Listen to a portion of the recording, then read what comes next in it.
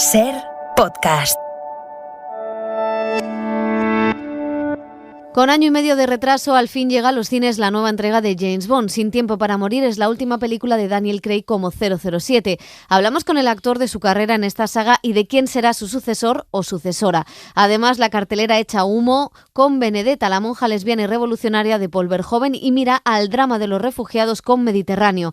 En series, Alejandro Amenábar se estrena en televisión con La Fortuna y estamos fascinados con Fundación, la adaptación de la obra de Asimov.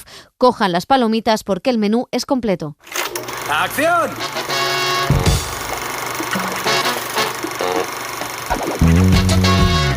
El cine en la Ser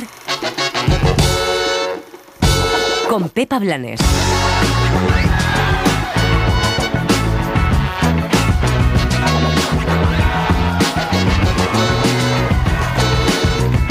Con más de un año de retraso llega la nueva entrega de James Bond, Sin tiempo para morir, la última de Daniel Craig y la peli de transición a una nueva era. Antes podíamos estar en una habitación con el enemigo, ahora está flotando en el aire. Fue Almodóvar en Entre tinieblas el que nos presentó a las primeras monjas lesbianas, pero ahora vuelve Paul Verhoeven a ahondar en el sexo de las novicias con Benedetta. He visto a Jesús, ha venido a mí. Soy su esposa, ¿no? La tragedia de los refugiados no cesa y por eso Mediterráneo quiere mostrar el drama que viven los migrantes en su búsqueda de una vida mejor, y lo hace con este drama protagonizado por Eduard Fernández. Lesbos es una isla griega. ¿A qué más te da? Está muriendo gente en el mar y nosotros somos socorristas. ¿Quién viene? Hay también estrenos en plataformas como el thriller claustrofóbico Culpable con Jake Gyllenhaal y la comedia romántica Fuimos canciones con María Valverde y Alex González. Maca, por favor, sabes que no soporto que hagas eso.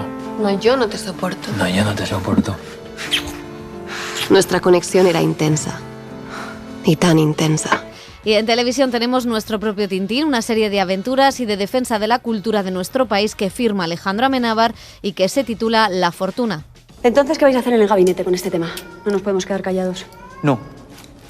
O sea, que no tenemos una posición definida todavía, que... Vamos, que te han dicho que te peines.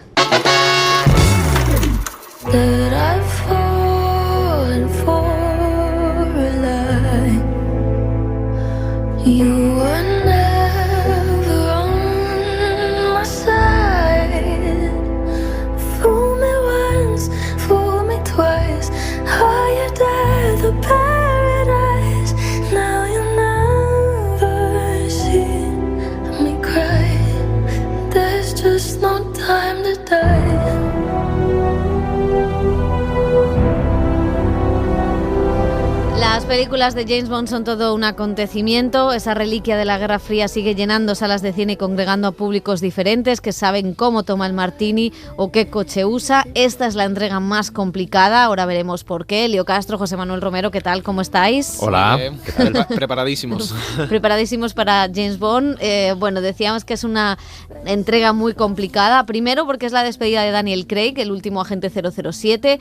Además porque la pandemia pues ha dejado a la película con más de un año de retraso, y después pues porque bueno, ha tenido ofertas millonarias de plataformas como Apple o Amazon, pero ha preferido las pantallas. Veremos a ver cómo va la taquilla después de esto. Ha habido una premier mundial en Londres, chaqueta rosa de Daniel Craig incluida, los Reyes como siempre, Ana de Armas, y todo pues con esa mezcla característica de la saga que mezcla pues la modernidad y la tradición británica. Hoy es difícil distinguir al bueno del malo, al villano del héroe. ¿Y 007? ¿Nombre? Bond. James Bond.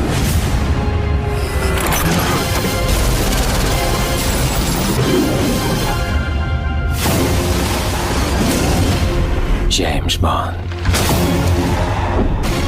Licencia para matar.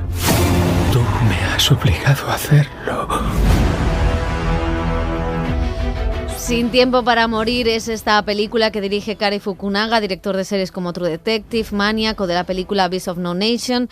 Un puntazo en su carrera, esta entrega de la franquicia basada en las novelas de Ian Fleming, que tiene pues a una de las guionistas de moda detrás, Phoebe Waller-Bridge, la de Killing Eve, Fleabag, y que, como decimos, es la última de Daniel Craig. Ha pasado el tiempo, he hecho 5, que creo que es una cifra estupenda. No pensaba si íbamos a encontrar otra historia que contar. Finalmente la encontramos y estoy contento. Ha pasado mucho tiempo desde que la hicimos, pero finalmente aquí estamos y estamos muy felices de que por fin la audiencia la vaya a ver en el cine, que es donde debería verse. His Bond is now my favorite Bond, and Este es mi Bond favorito. Creo que es fantástico lo que ha dado a la franquicia desde Casino Royale, toda la humanidad y la complejidad y conflictos que tiene el personaje. He tenido el privilegio y el honor de hacer el último capítulo en esta saga y eso ha sido toda una alegría. No es mi primera película, pero creo que esta vez he tenido más posibilidad de explorar el personaje y creo que eso es porque Daniel Craig ha cambiado de alguna manera el tono de la película y del retrato de las mujeres en la saga, algo que creo que era necesario. Bueno, escuchábamos a Daniel Craig, al director y a la actriz francesa Léa Seydoux, una de las actrices de moda, 4 películas tenía en Cannes, y este estreno mundial de Bond en una saga que la verdad es que ya lleva entregas participando, ¿no?, como chica Bond. Es la primera película además post-Brexit de este mito del Imperio Británico que ha ido renovándose y adaptándose a los cambios sociopolíticos. Bond nació en 1952, al final de la Segunda Guerra Mundial, al final del Imperio Británico, el final del imperialismo europeo, por suerte. Empezaba la Europa de hoy, la OTAN y todas esas cosas. Creo que es crucial entender que Bond trata de librar las batallas correctas. Esta es una película de Bond y, como todas, se relaciona políticamente con el mundo actual, con la música, con la moda, pero es fantasía y habla de alguien que lucha por el bien.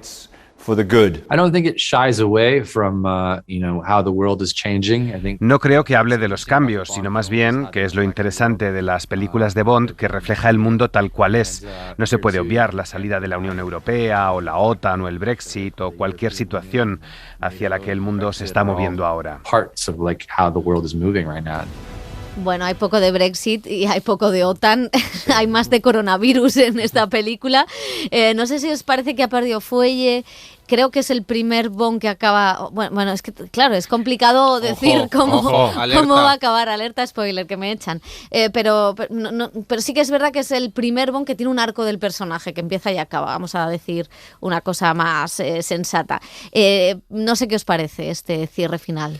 Bueno, a mí no es de las películas protagonizadas por Daniel Craig que más me gustan siendo Bond. Me gusta más la primera, Casino Royale, y me gusta Skyfall sobre todo. Luego me parece que sí que ha desfallecido un poco y aquí nos encontramos con el personaje en esta última entrega. Como dices tú, pues cierra un ciclo, pero me gusta mucho el Bond que ha interpretado en general, ¿no? Es un personaje más vulnerable, más sufriente, enamorado hasta las cachas de 2 mujeres. Que cuando se sienta no está plano del todo. No, y bueno, que se ve mucho ese envejecimiento suyo físico que ha tenido lógicamente Daniel Craig a lo largo de todos estos años.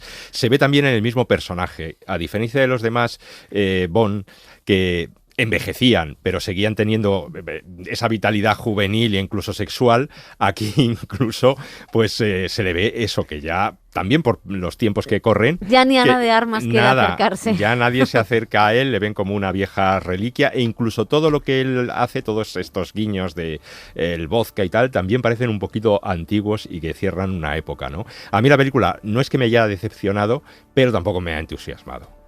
Sí, yo creo que lo que ha hecho Daniel Craig un poco es humanizar de alguna manera a este personaje de forma más contemporánea, a la vez que ha perdido la sofisticación británica, por decirlo de una manera fina, ¿no? De los primeros Bond, de cuando empezó esta saga, pues queda ya poco de esa sofisticación británica, esa elegancia que tenían los primeros. Incluso no tiene ironía tampoco. Eso es.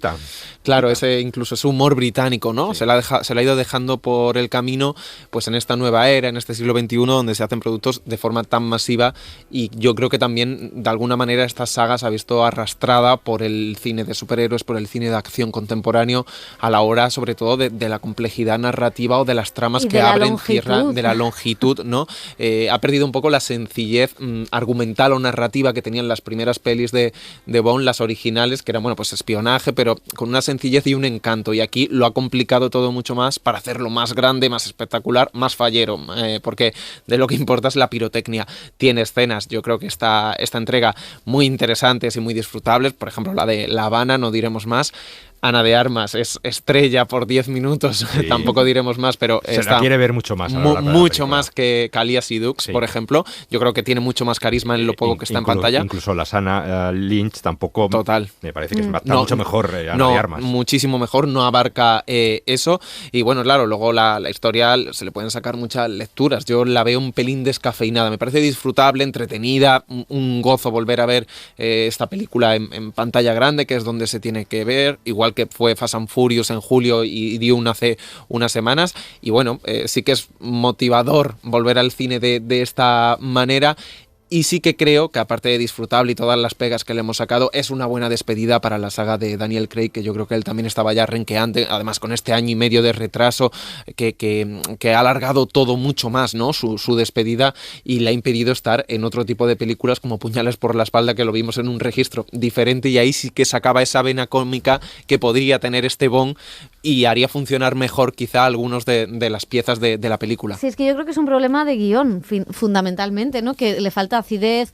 Es evidente, ya en las últimas había un exceso de doble vuelta, de llegar al lugar donde el villano se esconde, ¿no? Y la estructura es un poco similar. A mí me gusta mucho Skyfall porque Sam Mendes le da esta cosa literaria, ¿no? Y esta cosa como muy diferente. Pero a mí en líneas generales yo me ha gustado, me he entretenido, me lo he pasado bien, me parece que hay escenas extraordinarias, que este tío tiene una mirada dirigiendo fabulosa, pero sí que creo que en el guión es donde patinan y donde podían haber sacado más tajada de ese conflicto con esa nueva 007. No han desarrollado... No hay química, no hay bromas, no hay... Todo el humor que podía... Cuando fichas a una guionista precisamente para eso, toda esa parte no está desarrollada, no está... luego Ana de Armas, que es un personaje que te funciona, dale más trama, que vuelva a salir, ¿no? Y luego el villano, que es que claro, hay para mí es un problema enorme el de Rami Malek. Total. Que es terrible, no tiene más carisma Christoph Waltz en cualquier escena que Rami Malek, ¿no? Pero bueno, aún así es un lujo poder volver a ver esta película en el cine. Yo la he disfrutado muchísimo. Y ver el reparto fabuloso que tienen, ¿no? Como decía, Rami Malek, el villano, nunca superado por Bardem, Ana de Armas, Naomi Harris, Ralph Fiennes, Ben Whishaw, y la actriz de origen africano, la Sana Lynch, que es esa 007 mujer que sustituye a Bond, es una Bond negra. Y esto nos lleva también a plantearnos qué va a pasar con el futuro, ¿no? Porque mucho se ha especulado si Richard Madden, si Taron Egerton, si va a ser una mujer, si va a ser un actor negro, Idris Elba. Los productores ya han aclarado que la decisión la van a tomar en 2022. Pero bueno, a Daniel Craig y a Elia Seydoux pues había que preguntarles por esto. Cualquiera puede hacer ese papel. Creo que la idea de que una mujer sea la que me sucede es un poco chocante. Debería haber un papel tan brillante como James Bond escrito para una mujer. No una mujer, quizá más un hombre, pero que sea diferente a Daniel Craig y que tenga sus propias ideas. Bueno, pues no sé a quién elegiríais vosotros. Ana de Armas, por supuesto. Bueno, al menos nos han Gillian dado... Anderson. Hombre, imagínate ahora que está en boga de todo, pero nos han dado una pista. No creo que sepan nada, pero sí que los dos han coincidido en que no tiene por qué ser una mujer. Ya anticipan de que no hay que cambiar un poco la arquitectura de la historia de James Bond, sino hacer personajes femeninos de ese tipo. Yo apuesto a que va a ser un actor negro, que en eso sí, porque ya hemos visto esta actriz, Liana, ¿no? Se llama la que ha hecho... La Sana Lynch. Eso. Sí, con que tenga acento british. Sí, y entonces yo sí que puedo ver pues un actor negro, hay que buscarlo, tiene que tener carisma. No sé si Idris Elba se quiere embarcar en eso ahora o si tiene ese potencial carisma que tiene Daniel Craig y que ha mantenido durante muchos años. Estamos hablando más de 12 años, ¿no? Ha estado con esta saga por lo menos, o más, o 15.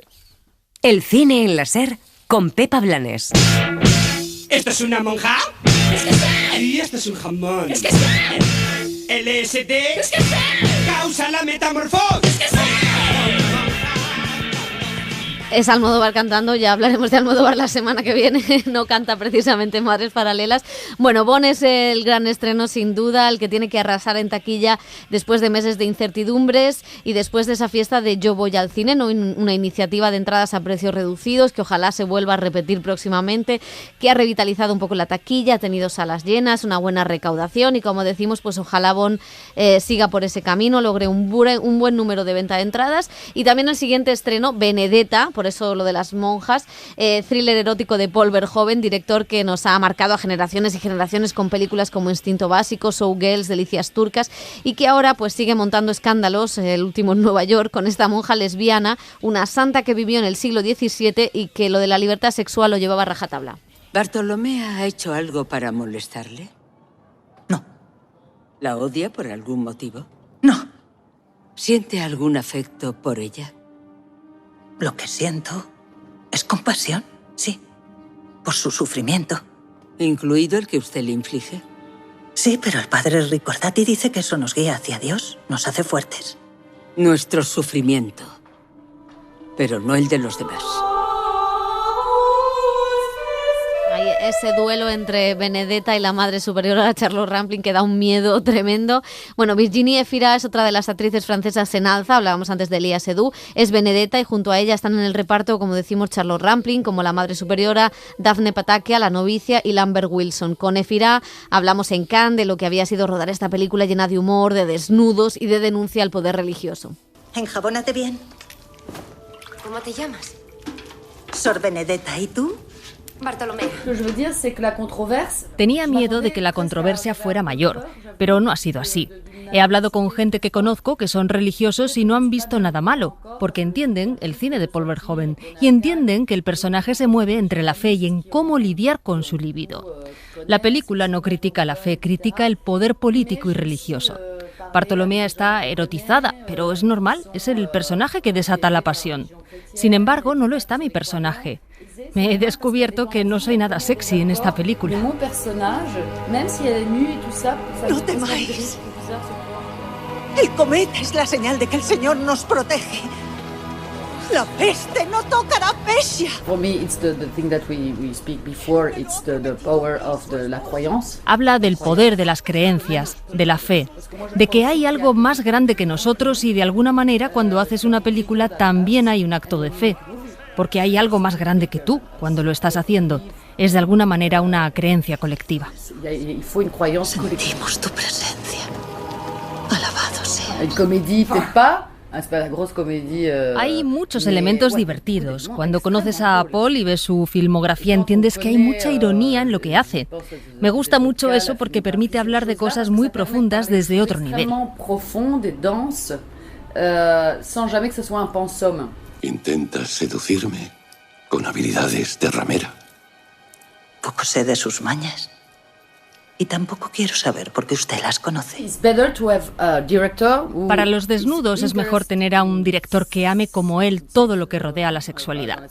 Si es un coito ilustrativo no me interesa, pero en él hay una mirada en cada cosa que hace y eso me da confianza.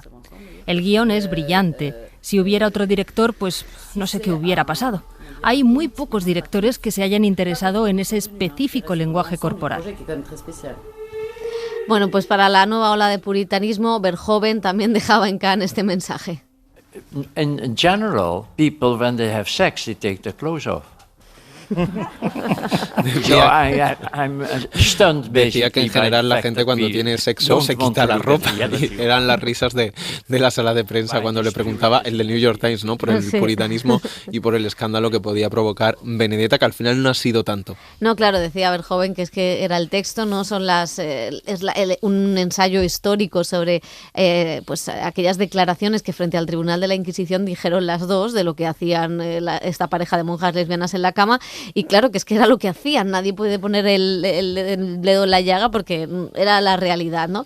Bueno, yo me lo pasé pipa. Yo también, o sea, es que me flipa Benedetta y él ha hecho una cosa muy inteligente que, bueno, lleva toda la vida provocando, ¿no? Y es el gran maestro de la provocación. Yo creo que nunca de forma gratuita, que siempre hay un pozo detrás de sus películas y que siempre cuestiona y desafía al espectador o a la moral establecida y al orden y al poder, porque muchas de sus películas están protagonizadas por personajes personajes femeninos que son como muy ambiguos, muy esquivos, que es difícil incluso entenderlos, simpatizar con ellos, acompañarlos durante la película, pero que de alguna manera ponen en jaque pues muchas convenciones, ¿no? Era instinto básico que este personaje, en esa ambigüedad del poder, o el de Showgirls, la ambición del sueño americano, del capitalismo, pues creo que está también en esta Benedetta. Y él lo que ha hecho inteligente es coger esta obra académica, que es una investigación, que ni siquiera es una novela documentada sobre el juicio, acusadas de blasfemia y bestialidad a Benedetta por sus actos, y convertirlo en una auténtica farsa. Es una sátira, farsa, comedia,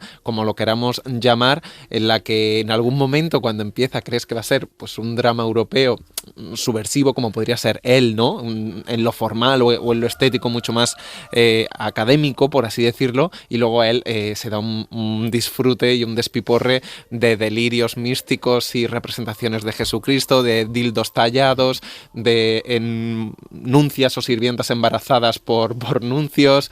Todo está para cuestionar todo lo de la religión, y al final para decir básicamente que el camino para obtener el poder que te dé la libertad es uno de los caminos es el sexo y la violencia, y luchar contra ese poder establecido de la Iglesia desde dentro y con unas monjas. A mí me parece, brutal lo que ha hecho. No, total, es que hace una enmienda a la totalidad de la fe, cuestiona cada cosa, no tanto de las creencias, decían ellos, sí de las propias creencias, o sea, se ríe de estas cosas, este puritanismo que, pues el puritanismo viene también de esa Iglesia católica, ¿no?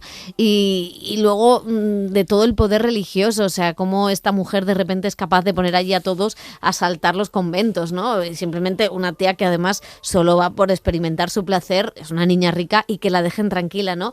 Entonces a mí me parece que esa manera que tiene Verhoeven de reírse de todo, me parece tan maravillosa que se sigan desnudando todo el rato. Sí, bueno, se pone él mismo el listón muy alto, ¿no? Porque ya definió en Instinto Básico el polvo como el polvo del siglo, ¿no? Sí. Entonces ya cuando defines por los personajes como el polvo del siglo, lo que venga después ya tiene que ser todavía más potente, ¿no?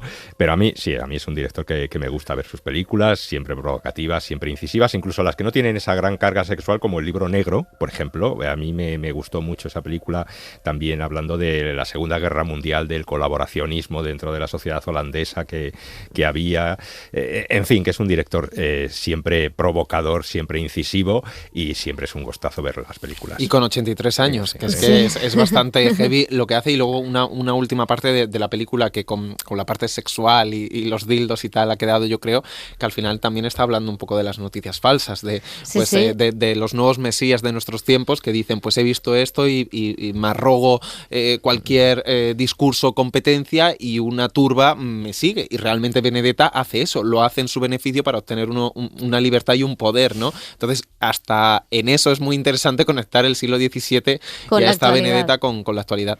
Bueno, pues vamos con un tercer estreno más humanista y social que los anteriores. Es Mediterráneo, la película que dirige Marcel Barrena sobre los inicios del Open Arms. Eduard Fernández es Óscar Camps y Ana Castillo y Dani Rovira, su hija y su socio.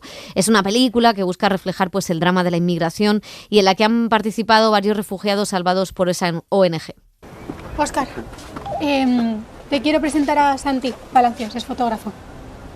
¿Bodas y comuniones? No, escucha, tienes que ver sus fotos. No tengo tiempo. No vas a tener tiempo de ver unas fotos. Enséñaselas. Muy buenas. Preséntate en concurso. Que nos deja usarlas. ¿Usarlas para qué? Para contar lo que estamos haciendo. ¿Contamos? Si contamos esto en 4 días, medio mundo se ha enterado de lo que está pasando. Mira, yo solo estoy haciendo mi trabajo, yo no importo. Importan ellos. Hazle fotos a los refugiados. Y piénsatelo 2 días y luego. Es un poco ya más listo, claro. coño. Bueno, el actor y el propio Óscar Camps presentaron la película en el Festival de San Sebastián. Yo lo que resalto de la película es que esas voces que hay, que se oyen a veces en contra de salvar a la gente en el mar, en plata, de Open Arms, o que ponen en duda, o que intoxican, o que ensucian, yo creo francamente que cualquier persona, incluso los que dicen eso, si estuvieran en esa situación harían exactamente lo mismo. Todo el mundo lo haría, de derechas y de izquierdas y de extremos.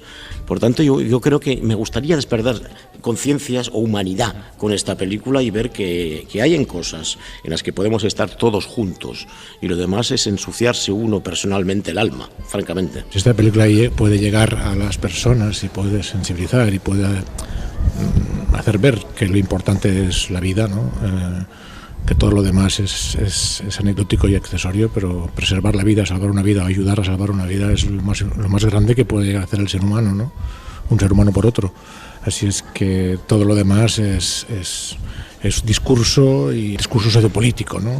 Y nosotros somos socorristas y no queremos entrar en el discurso, sino lo único que queremos es que no muera gente de una forma pues tan triste y dramática como abandonada en el mar, ¿no? Pues, ¿qué os ha parecido?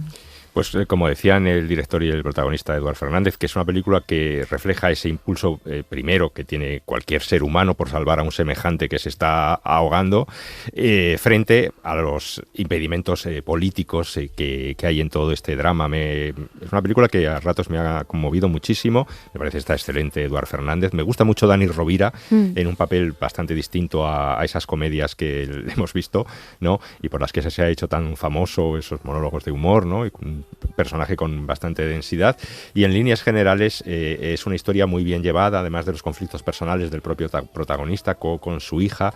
Yo creo que es una película que, por supuesto, la debemos ver todos, porque además de tocar un tema que lo tenemos aquí y ahora, pues remueve almas, ¿no? Y conciencias. Sí, y a mí me gusta mucho que el no sea manida, o sea, que el retrato del personaje tenga sus claroscuros, que todo el pasado de un tipo que no sabes muy bien por qué lo hace, que casi es una droga, ¿no? Salvar a la gente del Mediterráneo, que trata mal a la familia, que no tiene muy claras las cosas y cómo se va formando. Me parece muy interesante poner el foco en el inicio de la ONG, ¿no? Y no a lo que han llegado ahora. Y luego, pues claro, todo el drama del Mediterráneo es que es tremendo, ¿no? Es como permitimos que siga pasando, ¿no? A mí me parece una película que me ha sorprendido bastante para bien. Sí, es una bofetada. Sales del cine, aparte de llorando, preguntándote qué estamos haciendo, en qué sociedad vivimos y cómo permitimos que pasen estas cosas. Y más allá de todo el conflicto y el retrato de los refugiados y el rescate de gente absolutamente desesperada por llegar a la costa, en este caso griega. A mí sí que me interesa de la película pues lo que tú decías, que no glorifica, no hay al héroe, sino que me gusta el retrato de claroscuros tanto con su hija, como que también para arrastrar a gente a este tipo de iniciativas se necesita alguien muy loco, alguien ¿no? Como un poco loco, ¿no? Que no te arrastra a alguien convenciéndote con la palabra, sino que tiene que ser alguien con esta personalidad que encarna Eduard Fernández a Óscar Kahn. Y luego también pues esta subtrama, ¿no? del fotógrafo, que es interesante, como al final lo que no está mediatizado no existe, y que era tan importante que supiéramos los medios en España que estaban allí, como poner el foco para que hubiera una presión de alguna manera social e internacional sobre este tema en Grecia. No, y de hecho ellos llegan por la foto del niño Ailán, Claro. Es una imagen la que moviliza y después es él el que se resiste, y fíjate ahora toda la proyección mediática. Vamos a ver a Laura. Laura, ¿a ti qué te ha parecido? Me parece que propone un enfoque muy honrado del drama que ha supuesto la crisis humanitaria, y creo que no es una cinta especialmente lacrimógena, que es el riesgo que corre una historia así. Y luego me ha resultado muy interesante la importancia que se le da a las imágenes. Precisamente lo que mueve a Óscar Camps a ir a Lesbos es una foto totalmente trágica, y a lo largo de toda la película se sigue haciendo hincapié en esa fuerza que tienen las imágenes para trasladar a Occidente lo que sucede al otro lado, cuando intentan que él dé una entrevista a los medios y demás. Creo que la película transmite muy bien el espíritu de la solidaridad, que es el germen de Open Arms, y de estos socorristas que no concebían dejar a la gente morir en el mar. Bueno, pues hay 2 estrenos más, estos en plataformas, en Netflix. Una es Culpable, un remake que firman el guionista Nick Pizzolatto, el de True Detective, y el director de acción Antoine Fuqua, y que está basado en una película danesa que ganó en 2018 premios en Sundance y en Seminci. Es una versión americana, la protagoniza Jake Gyllenhaal y Peter Sarsgaard, un thriller claustrofóbico en la que un operador de llamadas del 112 trata de salvar por teléfono a una persona que llama. Emergencias, ¿en qué dirección necesita ayuda? Es que quería hablar contigo. Bueno, voy a colgar. colgar. Dar una vuelta en coche, cariño, ¿vale? Y la otra es la película española Fuimos Canciones, de Juana Macías con María Valverde y Alex González. Está basada en las exitosas novelas de Elizabeth Benavent, una comedia romántica de amigas, influencers y vicios tóxicos. Qué bien que tu vida en todos estos años haya ido en línea recta, sin altibajos. ¿Puede ser que esto tan un poco de ironía, quizá? ¿Qué dices, Leo? Yo también he madurado. ¿Sí? Yo creo que no, Maca. Tu mirada me dice que estás en el mismo sitio de siempre. Tú sí que estás en el mismo sitio. En el sitio del tipo que le jode la vida a alguien y ni pide perdón. Y luego pasa el tiempo y todos están amigos, ¿no? Maca, han pasado años. Supéralo ya, ¿no? Pues madre mía, no sé si pinta muy bien. Fatal. Vale. Qué desastre, de verdad. No vamos a decir nada más. Fíjate, culpable es... la verdad es que es una propuesta claustrofóbica de lo que... esta cosa del claroscuro, de lo que parece, de lo que a priori quién es víctima y quién es verdugo. ¿Estás hablando de culpable? Con el tema de los malos tratos, sí. Creía que estabas hablando de Fuimos Canciones, entonces he flipado porque está diciendo, no he entendido, no he visto esa peli. No, con Fuimos Canciones no me atrevo. Vale. Bueno, pues lo dejamos aquí. Bon, Benedetta, Mediterráneo son las recomendaciones de esta semana. Gracias, Elio. Gracias, José. Adiós. I was just taking a walk in this deep nest we belong to. In Spain we call it soledad. In Spain we say it's amargura. In Spain we say ay, qué desastre. In Spain we say ay, me desangro. Llama a alguien, que me muero, que te quiero, pero ay, que me muero. In Spain we call it soledad. In Spain we don't know where to go. El cine en la SER con Pepa Blanes.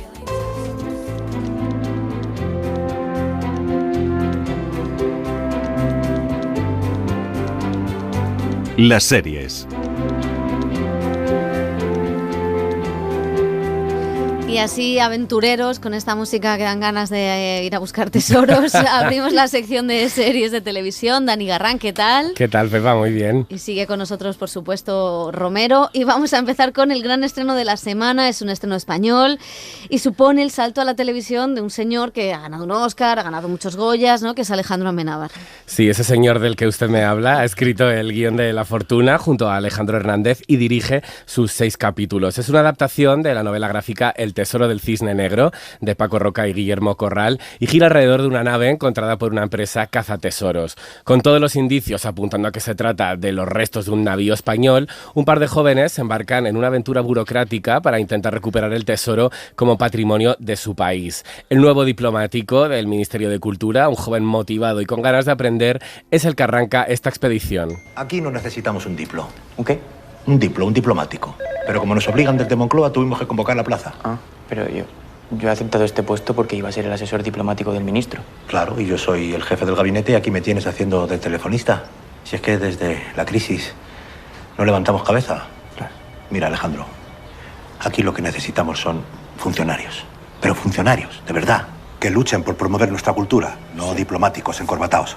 Pues ese joven motivado es Álvaro Mel, el actor que encarna este Tintín moderno como protagonista de un elenco que, al igual que la serie, cuenta con representación de España y Estados Unidos. Carra Lejalde, Manolo Solo y Ana Polvorosa son esos héroes patrios que litigarán junto a Clark Peters contra la empresa Atlantis, con actores internacionales como Stanley Tucci y Tiana Miller. Amenábar desarrolla toda una historia de aventuras para honrar a esos héroes anónimos que son los funcionarios y ahonda en la importancia de cuidar la cultura, siempre tan olvidada por nuestros políticos. Yo siempre he admirado mucho a los diplos. Siempre. De hecho, es una carrera que me hubiese gustado hacer, aunque yo no sirvo. Pero muchos otros escritores han llegado a ser grandes diplomáticos, ¿sabes? Y aquí me tienes, de ministro de Cultura, aunque no me dejan hacer nada. La cultura se acabó. Adiós.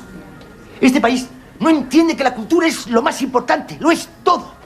Lope de Vega, Cervantes, Calderón, Picasso, Dalí, Velázquez, coño, ese es nuestro petróleo. ¿Cuánto vamos a utilizar este corte? Ese es nuestro petróleo que ahora mismo está cotizando a la baja, desgraciadamente. La serie de Movistar Plus fue la única serie que se ha presentado en la sección oficial del Festival de San Sebastián. Allí pudimos hablar con Amenábar, también con algunos de los actores protagonistas. El director nos contaba que quería hacer una historia de aventuras clásica, muy Spielberg, ¿no? Pero sin dejar de mostrar esa idiosincrasia española. Esta es una aventura de despacho. Es decir, le pasan el viaje, el protagonista o los protagonistas hacen viajes muy fuertes y casi diría que épicos, es una especie de lucha de David contra Goliat, pero todo se barrunta en los despachos. Entonces eso te permite jugar a la aventura, sí, pero con con decorados que están más a pie de calle. Ese creo que es el punto especial que tiene la serie. Y luego es verdad que igual esto también pasaba en Tesis, que en Tesis estaba jugando con un género que pertenecía muy al cine de Hollywood y estaba metiéndome en la Facultad de Ciencias de la Información, y de hecho alguno de los personajes era un compañero mío de clase. Estaba introduciendo algo muy de aquí mezclándolo con algo de allá, y es verdad que cuando entramos en el mundo español, que además quise contraponer en esta historia al mundo norteamericano, entramos en pues yo quería que fuera un mundo muy español y que se respirara España. Pues la batalla judicial que presenta la serie enfrenta al Estado español con una empresa feroz estadounidense. Con ello el director quería mostrar no solo la forma de ser o la cultura de los dos países, sino también dos formas de actuar, la del bien común frente al egoísmo. Y en general sí me gusta, ya no solo hablar sobre personajes, hablo sobre las dos culturas que decía antes, la norteamericana y la española. Quería hablar de luces y sombras, no quería hacer una geografía sin más del retrato de los españoles y una crítica al mundo americano. Quería precisamente en esos dos personajes que encarnan Stanley Tucci y Clark Peters, estás viendo el interés individual y egoísta, y una persona razonable, honesta, que piensa en el bien común, que piensa que las cosas deben hacerse con honestidad. Uno de los grandes temas de la serie, que es transversal a todos los capítulos, es la reivindicación de la cultura como ese petróleo de nuestro país, como escuchábamos a ese ministro interpretado por Carra Erejalde. Amenábar ha plasmado esa tendencia que tenemos de que nos gusta discutir por todo y de no valorar el patrimonio cultural tanto como deberíamos. En España nos gusta pelearnos por todo. Es un país que cualquier persona que haya vivido fuera, a lo mejor deportistas, te dicen que aquí se vive muy bien, y sin embargo no saben por qué, no entienden por qué nos estamos peleando permanentemente. Somos de sangre caliente. Y la cultura, eso se da especialmente. Y a veces te sientes en el ojo del huracán, o haces una película y la película acaba siendo protagonista por otras cosas más que por sus valores artísticos. Y creo que posiblemente se deba a que, bueno, cuando tú ves un éxito deportivo fuera, eso no implica un cuestionamiento, una reflexión sobre la sociedad, pero es que las personas que nos dedicamos a la cultura lo que hacemos es comentar la sociedad que nos rodea, y en este país, como se choca por todo, y ahora más que nunca, abres la boca, dices Franco y ya te vienen flechas por la derecha, flechas por la izquierda y flechas del frente. Entonces, quizá por eso los éxitos incluso fuera, que deberían celebrarse como grandes éxitos, como se celebran los grandes éxitos deportivos, aquí pues generan una controversia tremenda. Claro, es que hablábamos con él de esa Copa Volpi de Penélope Cruz. Él ha ganado un Oscar, ha ganado en Venecia, y de alguna manera parece como que no hubiera hecho nada nunca, ¿no? O que como que muchas veces no se tienen en cuenta esos éxitos mientras celebramos a Rafa Nadal, que no digo yo que no haya que hacerlo. Pero que sea compatible. Claro, exactamente, por eso. Y el otro de los grandes temas de la serie es esa figura del funcionario español, como el currante que está a la sombra de las figuras de los políticos, que son los que le sacan un poco las castañas del fuego. Ellos son los que consiguen que las cosas cambien a pesar de las dificultades burocráticas y de las carencias, sobre todo económicas, de nuestro sistema. Ha sido muy curioso cuando hemos ido documentándonos y recabando apoyos para esta producción, porque han intervenido muchas instituciones, y había un poco la sensación de que nosotros también en este tipo de situaciones tenemos que ver y solucionamos problemas, etcétera. Pero claro, la historia está contada desde el punto de vista del funcionario, con lo cual el héroe iba a ser el funcionario, eso lo tenía claro. También mostramos un poco los problemas del sistema y la falta de medios, y siempre la persona al zoquete que no quiere dar palo al agua. Bueno, pues Amenábar es ya uno más de todos esos directores de cine que se pasan a hacer series de televisión, un fenómeno, según dice, que no es nuevo y que cuya planificación no dista mucho de la forma en la que se desarrolla una película. Cuando te encuentras con la labor de adaptar un cómic como este, tienes que decidir qué dos caminos vas a coger. Si te vas precisamente a pegar a los hechos reales, o te vas a despegar de ellos. En ese sentido, intentamos no tener ningún contacto ni referencia con ningún caso real. Más bien sí me he documentado, por supuesto, de varios casos de la legislación al respecto, pero no hemos tenido ninguna intención de que nuestra historia se pegara a ningún hecho real. Bueno, pues La Fortuna, además, esos dos jóvenes, Ana Polvorosa y Álvaro Mel, pues están en las antípodas políticas y llegan a entenderse, ¿no? Amenábar vuelve a hablar, de alguna manera, de la convivencia en tiempos de crispación, como ya hizo en Mientras dure la guerra. Yo a la gente la veo de dos tipos, conservadora o progresista. Ese es el eterno choque de fuerzas, ¿vale? Y es que las propias palabras te lo están diciendo. Conservador, conservas, te mantienes, te refugias, te quedas en el pasado. Progresista, progresas, avanzas, miras hacia el futuro. Ya. Y entonces yo soy de los que no miran al futuro, ¿no? La gente como tú tiene miedo a cambiarlo. Ya. En el fondo lo vuestro no es más que eso, ¿eh? Es miedo al futuro. Miedo al futuro. Pero que no pasa nada, tronco. Que para contrarrestarlo ya estamos la gente como yo. Bueno, dos protagonistas con dos ideas políticas diferentes para hablar de la reconciliación. Efectivamente, en esta historia hay dos personajes que tienen ideas políticas distintas. Fue algo que un elemento que incluimos desde que empezamos a escribir y vimos que encajaba. Y es verdad que eso entronca con mi película anterior. Supongo que, como todo el mundo, crezco, adquiero conciencia, adquiero responsabilidades y ser ciudadano es una de ellas. Tampoco me gustaría ser un Pepito Grillo diciéndole a la gente todo lo que pienso sobre la sociedad, pero bueno, siempre es bueno meter algo de lo que piensas, de lo que te rodea. Ana Polvorosa es la que interpreta a esa funcionaria progre e idealista que contagia todas sus ganas de luchar para que se haga justicia. Yo añado que precisamente como ese enlace que tienen los dos personajes y que de repente se encuentran como su opuesto enfrente y esa lucha por conocerse también a uno mismo gracias a haber conocido al otro. Eso era muy bonito lo que les ocurría, esa unión y ese enlace que tienen los dos y cómo terminan encargándose de tratar un poco los prejuicios que tenían anteriormente. Bueno, pues ahí se puede enamorar una roja de uno de derecha, según Alejandro Amenábar. Esa es la tesis de La Fortuna. Una serie que no sabemos si cumple o no las expectativas de lo que esperábamos. Porque, claro, dinero hay un rato. Un ratito, sí. Bueno, es como la gran apuesta de Movistar para este otoño y para esta temporada en general, ¿no? Para la vida. Para la vida es su gran superproducción. Es verdad que a mí la historia me parece apasionante, siendo una historia de aventuras y común, pero de casi un thriller judicial, una historia de aventuras. Pero creo que el guión no está mal en ciertos momentos y los actores algunos están muy bien, pero que luego es una serie un poco plana, que no hay riesgo en ningún momento y que puede costar lo mismo con más riesgo visual y en el guión. Y me da pena que no le pido lo que no es, pero sí que es verdad que viéndola me parece demasiado correcta, demasiado plana, incluso me sobran recreaciones históricas, porque lo que me interesa son los protagonistas, que los acompañen en esta batalla, como decía, de David contra Goliat. Así que, pero vamos. Yo creo que es muy entretenida, creo que cumple con creces toda esa parte de divertimento, ¿no? que decía Amenábar que era lo principal por lo que se había embarcado. Creo que también la mezcla de géneros la hace muy bien, ese thriller burocrático, la parte de la investigación, la parte de los despachos.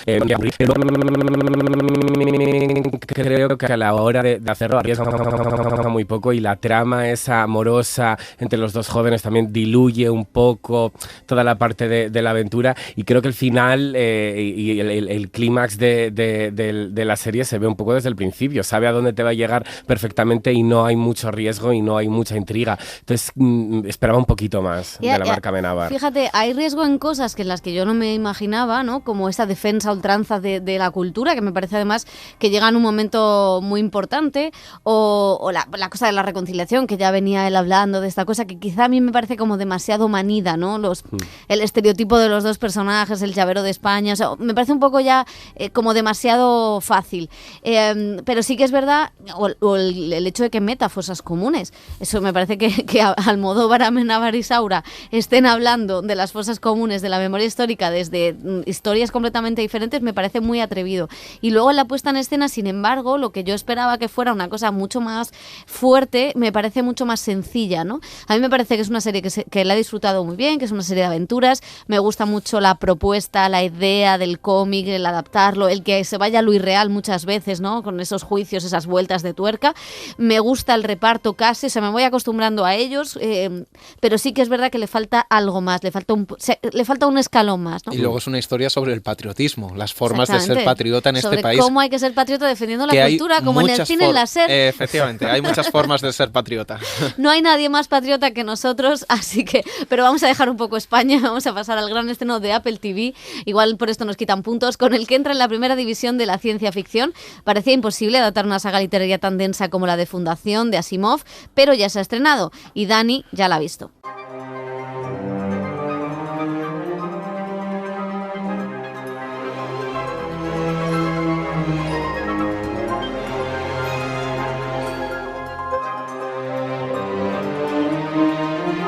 Los primeros libros de Fundación se publicaron en los 50 y fueron motivos de inspiración para títulos desde Star Wars hasta Dune. Con ellos, Isaac Asimov se convirtió en uno de los grandes nombres de la ciencia ficción del siglo XX y desarrolló una ambiciosa saga que rápidamente se convirtió en un clásico. Con sus leyes de la robótica y la forma de aplicar las matemáticas a las predicciones, el autor de origen ruso imaginó toda una galaxia tan ambiciosa como inadaptable al audiovisual. Hasta hoy. Yo viajaba años luz, mientras mi mente se abría a más y más mundos, pero nunca llegaba a Terminus, orbitando en los confines más remotos de la civilización, sin apenas la huella del hombre. Era el final. Prácticamente como un reto personal, así se tomó el director y showrunner la adaptación de esta obra, llena de ideas y filosofía. David Goyer se convirtió en uno de los mayores fans de Fundación desde muy joven y reconoce que el público para el que escribía en un entorno posterior a la Segunda Guerra Mundial no es el que existe hoy en día. That's part and parcel with adapting great works. The thing of it es parte de la adaptación de grandes obras.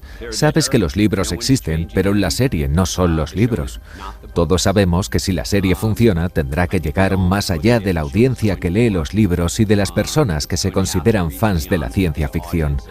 El propio Asimov sabía que si alguien adaptaba tendría que tomarse libertades.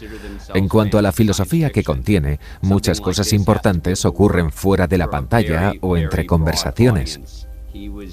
Él creó una alegoría sobre los tiempos contemporáneos en el pasado, así que ahora tenemos que hacer referencia a lo que está sucediendo en el mundo ahora. Para conseguir la aprobación de Apple y llevar a cabo una idea que se podrá extender a las 8 temporadas, Goyer ha decidido llenar los espacios que el libro dedica a las conversaciones a través de los personajes. Tomando como punto de partida la sencillez de la escritura de Asimov, reinterpreta personajes y enseñanzas poniendo ciertos protagonistas en primer plano. When one is adapting a work like Foundation or earlier when I worked on Batman Begins with Chris Nolan, cuando adaptas una obra como Fundación o cuando adapté Batman Begins con Christopher Nolan, lo más divertido era rellenar los espacios en blanco, encontrar ese momento, por pequeño que sea, en el que la obra original se hacía nuestra. Eso te permite mucha libertad creativa. Por ejemplo, Gal Dornick es un personaje secundario en la primera historia y decidí desde el principio que quería partir desde su punto de vista en la primera temporada. Mi intención era que esta serie atrajera a personas que habían leído el libro y que no eran necesariamente fans de la ciencia ficción. Pensé que era importante retroceder, presentar el mundo natal de Gal y aprender a través de sus ojos. Es un ejemplo perfecto de cómo rellenamos los huecos que dejaron para nosotros en el libro. Cuando miré en el primer radiante, pude ver la oscuridad. Al principio me dejó sin habla, era desalentador. Pero luego profundicé y creo que vi un tenue resquicio de luz al final de todo. Cuesta más construir que quemar. Y yo quiero construir, Harry. Gal es una de las grandes protagonistas de la saga. Una joven matemática que sale de su planeta por primera vez para encontrarse con la complejidad del imperio y sus mandatarios. La actriz de origen africano Lou Lovell la encarna en la ficción, cambiando así el género del personaje, que en los libros es un hombre. Lo mismo ocurre con Salvor Hardin. Asimov era un humanista convencido, pero sus textos siempre destacaron por la ausencia de personajes femeninos y racializados. Goyer actualiza esta tendencia 70 años después. Yeah, for me that was a no-brainer, and it was the first question that I proposed the Asimov estate. There are virtually no... Para mí fue una obviedad y fue la primera pregunta que planteé, ya que la historia prácticamente no tiene personajes femeninos y el primer libro creo que solo hay un personaje menor con un par de líneas. Las mujeres estaban injustamente subrepresentadas en la ciencia ficción en ese momento. Había muy pocas autoras trabajando.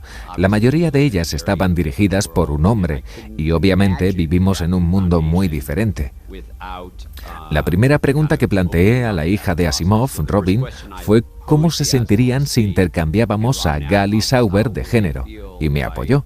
Estuvo de acuerdo con esa decisión y sintió que su padre también lo estaría. Asimov was very supportive of it.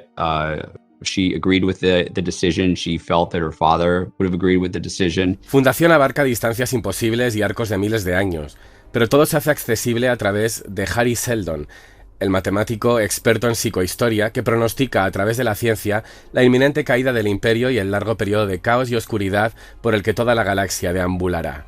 Jared Harris es el actor que la interpreta en la serie de Apple. Well, if you've read the books at the point where this story is taking place, Hari Seldon's in his mid-70s. Si lees los libros en el punto en el que se desarrolla esta historia, Hari Seldon tiene más de 70 años y está en silla de ruedas. Estamos creando una versión de él que es más joven, pero sigue siendo el mismo personaje. Hay una gran responsabilidad por la que intentas asegurarte de que te mantienes fiel al espíritu del personaje, pero obviamente tenemos diferentes órdenes en términos de la narración, porque es un medio audiovisual. Hay pasajes de los libros con conversaciones que se prolongan durante 30 páginas. La gente no se va a sentar a mirar eso en una serie. El imperio caerá. El orden sucumbirá. Las guerras interestelares no tendrán fin. Hasta 10.000 mundos reducidos a cenizas radioactivas. Nada de lo que hagamos puede evitarlo. El tribunal es testigo de que el Dr. Seldon hace predicciones destinadas en realidad a acabar con la confianza del pueblo. No soy un revolucionario. Entonces, ¿usted qué es? Intento suavizar la caída. One of the great things that you can do with sci-fi. Una de las mejores cosas que puedes hacer con la ciencia ficción es que puedes contar una historia sencilla y entretenida de aventuras a través de planetas y viajes en el espacio. Y si quieres, puedes verla y pasártelo muy bien y disfrutarla. Pero la buena ciencia ficción tiene la habilidad también de comentar los tiempos en los que la gente está viviendo. Está muy claro para el espectador cuáles son los paralelismos con la realidad.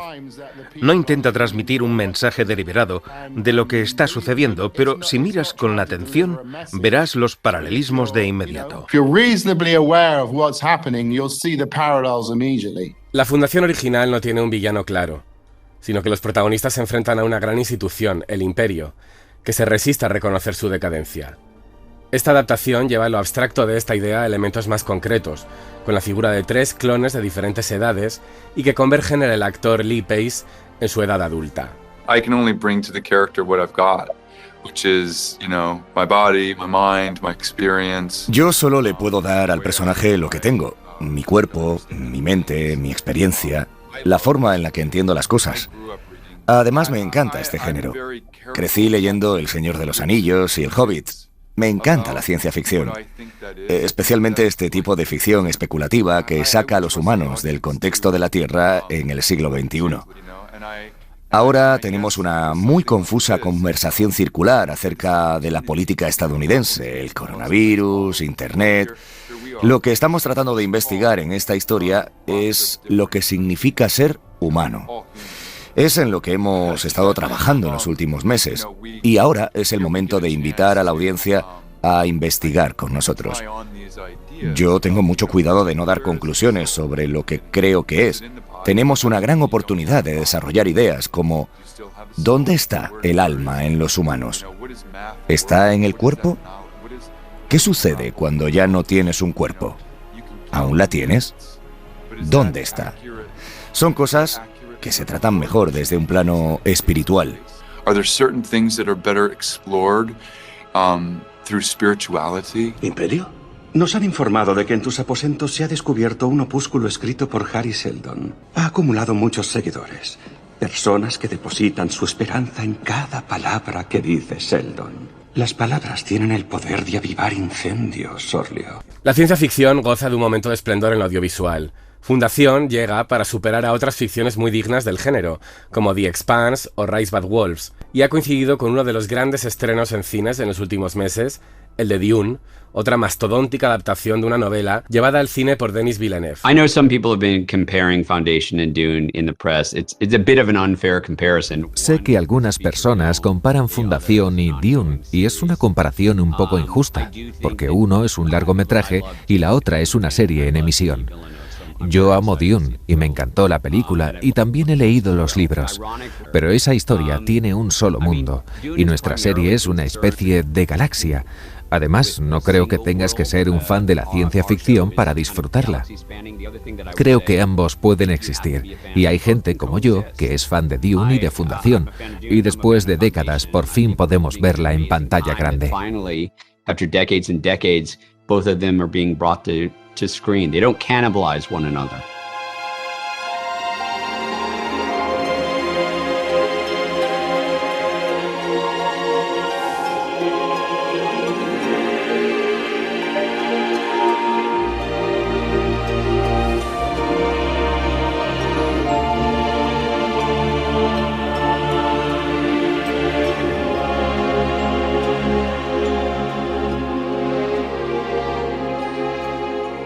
Suscríbete a El Cine en la SER.